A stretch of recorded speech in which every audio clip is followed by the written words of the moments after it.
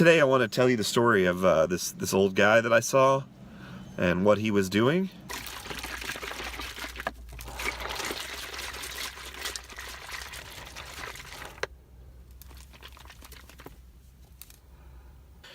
Good morning, everybody. This is what my voice sounds like in the morning when it's dry. And yeah. Monday morning, heading out. It's a busy weekend. Had the birthday party for my son. Also had a football game to coach yesterday. So yeah, super busy. No video over the weekend. All family and friend time. So happy to be back with you guys today. If it's your first time here, be sure to check out the other videos. Be sure to subscribe too. But today we got a few things to talk about.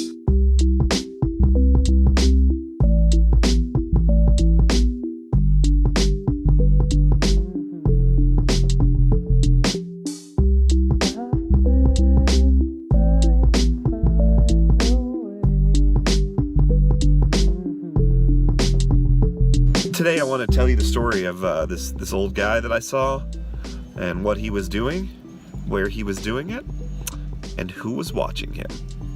Here we go.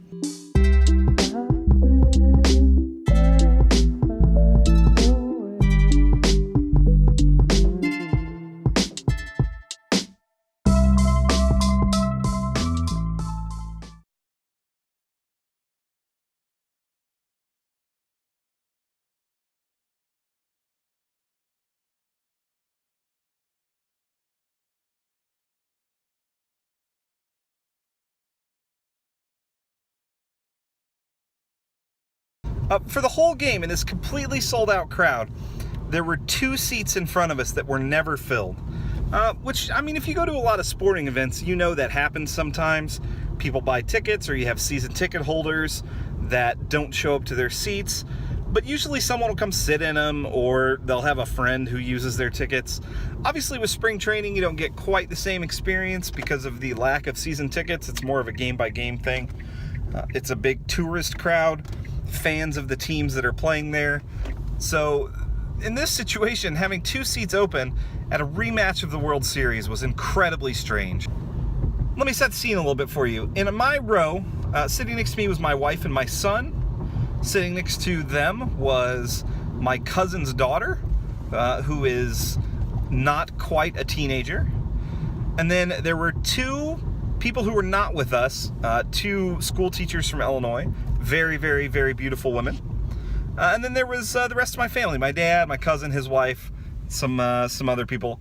It was mostly our family, save for the 2 girls who were teachers from Illinois, actually from right around where my dad lives. So we had plenty to talk about. But again, the guy in front of me just burned out in the rain. That was funny. People in Texas do not know how to drive in the rain. In the 7th inning, 2 older gentlemen, and I say older, I don't mean like elderly.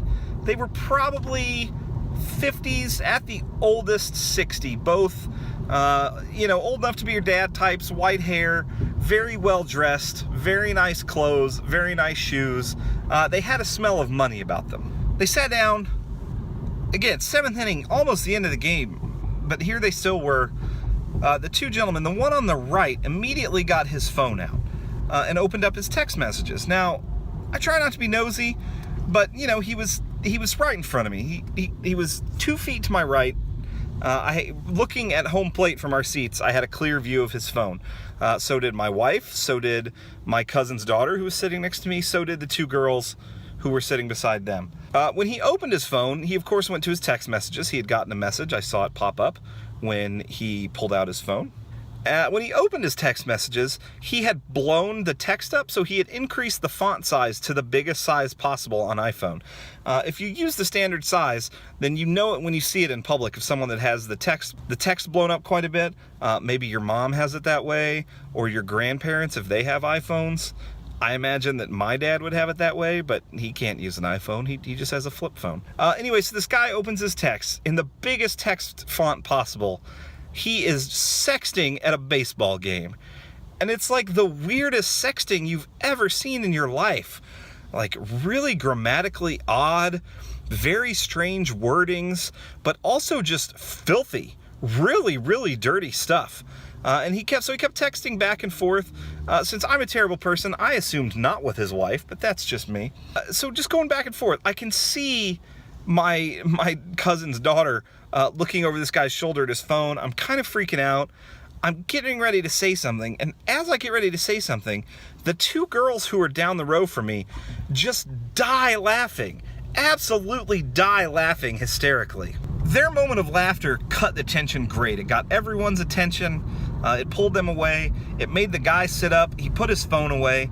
They didn't make it half an inning for the first half of the 7th inning, and then they left and we didn't see them again.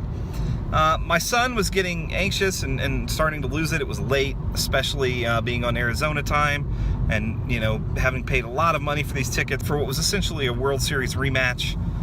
But it was the end of the 8th, going into the 9th, and we decided to leave. As we were leaving, I stopped and asked the two girls. I said, I don't want to be weird or rude, but I have to ask you, were y'all laughing about that man's text messages? You would have thought we'd have been friends for years. They were so excited that someone else had read this guy's texts. Again, because they were awful. But the best part is, one of the two girls, had managed to Snapchat every text that this guy had sent. Every text he'd sent, she'd managed to get a picture of, and she was sending it back and forth with her husband. The two girls' husbands were down the row farther. It was great. It was so amazing to see that. The other side of it that was really funny too is obviously with sexting, you know, there's got to be some pictures, right? So this guy, he knew he was in public, and so he'd get to a picture and he'd like slowly scroll up and look at it. And they were gross. I mean, they weren't gross. It was a lady, and you know, she was doing stuff. And he'd scroll up and they'd scroll away really fast, like he didn't want someone to see. He was totally fine with his giant ass text messages being out there for everyone to read, assuming that people didn't know what sexting looks like, or what these words meant when put together in these sentences, or like his old English texting. Oh God, there's just some weird shit. It was so weird. Anyway, I was so happy that someone else had seen it. They were happy. They had been Snapchatting about it constantly. It was great.